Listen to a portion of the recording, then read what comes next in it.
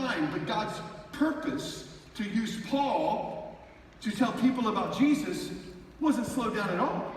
Man, the guards are getting saved. All the people in the town, they're getting bold and learning how to share their faith. Paul's purpose wasn't hindered by his problem because where he was focused. And let me just say this. God has a purpose on your life. He has a purpose that he ordained over your life before you were even created. That he's breathed on you, that is on you and for you to walk and fulfill, right? It's on your life. And no matter what happens to you, it doesn't change what God has on you for your life.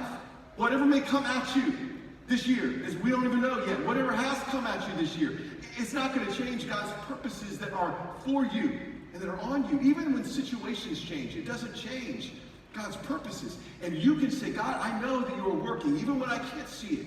Even when I don't feel it, I am going to focus on your purposes for my life and not the problems. See, it was Paul that wrote in Romans 8:28, and we know that God, we don't hope, we don't think. He said we know that God causes, what? Say it out loud. All things, not some things, not just the good things or the things we like. He causes all things to work together for the good of those who love him, that's you, and are called, that's you, according to his purposes. Now, it doesn't say that all things are good. There's a lot of things that aren't good. But God will take the bad things in our life, in your life, things that happen to you, even bad choices that you make, and when you say, God, I'm sorry, I want to learn from that, well, I give them all to you. God will take all things, and he'll be working it together for the good of those who love him and are called according to his purpose. There is a joy, my friend, let me tell you, that comes when you know it's all good. God is working it all together for my good. In that moment, it might not feel good, it might be bad, but I know you, God. I know that's what you do. You take what the enemy means for evil, and you turn it for good. I heard a story one time about a king that lived in Africa, and he went hunting with his friend, and the friend was this always positive. Like every time the friend had something to say, he was like, it is good, this is good, this is good. And so they were out hunting one day, and the friend had loaded the king's gun and handed it to the king, but he had misloaded it, it backfired, and it blew the king's thumb off. The king got angry, of course, at his friend doing this, and he looked at his friend, and his friend said, this is good? And the king says, no, this is not good. This is bad. And he ended up throwing his friend in prison for what he had done. Well, 1 year later, the king was out hunting in a different part of Africa, and he went into a dangerous area that were ruled by cannibals, and he was captured. And they were tying him up, getting ready to kill him so they could eat him. And the cannibals were very superstitious, and they looked down and they saw that he was missing a thumb. And they didn't eat anything that wasn't whole, so they released the king. Well, the king realized the only reason he was alive was because he was missing a thumb, so he ran back to the prison to let his friend down because he realized that was the only reason he was alive. And he said, I'm so sorry for throwing you in prison for a year. And the friend looked at him and said, this is good. And the king said, how could you say this is good?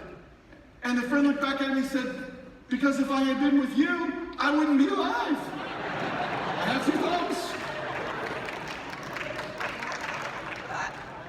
See, faith-filled, positive people always know that no matter what, God is working.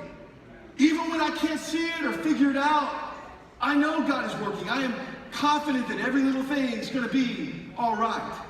I call it theistic optimism. I'm confident that my God's got me.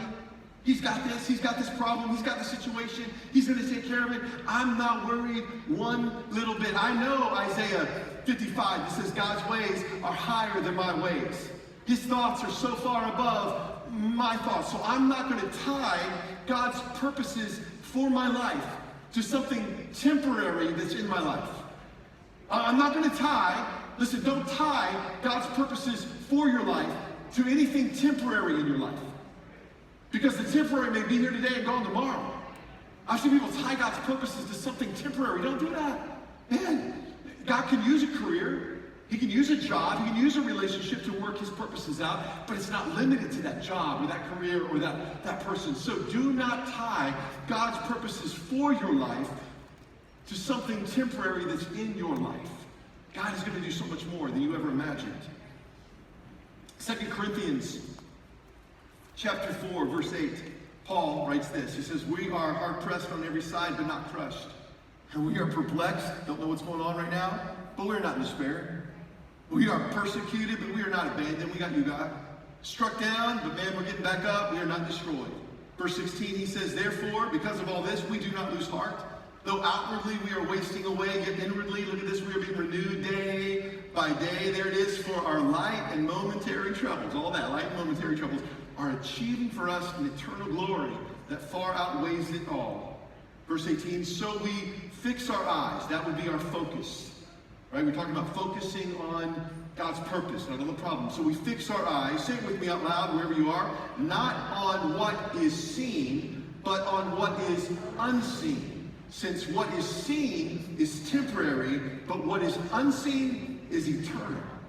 That's where we're going to fix our eyes. You want joy in the journey? Man, you got to focus on God's purposes, not on the problem. That's the first thing. The second step we have to take together is we have to find the opportunities within the obstacles. You got to find the opportunities in the middle of the obstacle. The first point had to do with your who, your purpose. The second has to do with your do, what you do in the middle of the mess. Are you going to focus on the obstacles? Oh, look at all these problems. Or are you going to focus on the opportunities? God, what do you have for me here? What do you have going on in my life? Okay, God, if you are in control of my life and your purposes are going to prevail, then I'm going to be looking for every opportunity in the middle of every obstacle that I'm in. Paul's obstacle was prison. He was chained up between guards. There was no way he was getting out. But for Paul, that was an opportunity to talk about Jesus, right? Look again what it says in Philippians verse 13 there in the first chapter. For everyone here, including the whole palace guard, knows that I'm in chains because of Christ. So this is good. And because of my imprisonment, most of the believers here have gained confidence and boldly speak God's message without fear. Paul is one of those, it is good, this is good kind of guy, you know? If I die and they cut my head off, this is good. I get to go be with Christ. If I live, this is good. I'm here for you. It's like wherever I am, God, I trust you enough to know that you are going to work out and I'm going to find that opportunity that you've got for me. So in this situation, he realized being chained up between these guards was an opportunity to talk about Jesus, man. He got a captive audience. They're not going anywhere, right? They're getting an up-close, personal, living example of his salvation. And in fact, Paul uses his time in prison here to get caught up on some letter writing. It was an opportunity. Maybe you've heard of them. Philippians, Colossians, Ephesians, Philemon. Those were all letters that the Apostle Paul wrote while he was in prison. He used that as an opportunity to end up being for us what is Holy Scripture that we get to live our life by. God took what the enemy meant for evil in Paul's life, and he used it for good because Paul was focused on the opportunities, not on the obstacles.